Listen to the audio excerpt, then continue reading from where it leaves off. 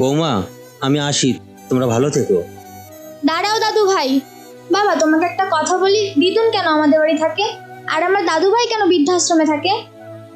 আর আমি যখন বড় হব আর তোমরা যখন বৃদ্ধ হবে, আমিও কি তোমাদের দাদু ভাইয়ের মতন বৃদ্ধাশ্রমে রেখে আসবো? আমি আর তোমাদের সঙ্গে থাকবো না, আমিও দাদু ভাইয়ের সঙ্গে বৃদ্ধাশ্রমে চলে যাব। চলো দাদু ভাই।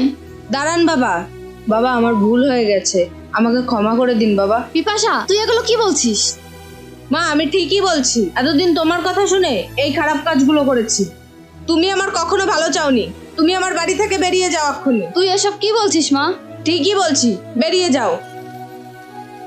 বাবা, আপনি এখন থেকে বাড়িতেই থাকবে, আপনার আর বৃদ্ধাশ্রমে যেতে হবে না। তুমি সত্যি বলছো মা? দাদু ভাই এখন থেকে আমাদের সঙ্গে থাকবে? হ্যাঁ মা, তোর দাদুভাই এখন থেকে আমাদের সঙ্গেই থাকবে। চলো দাদু ভাই।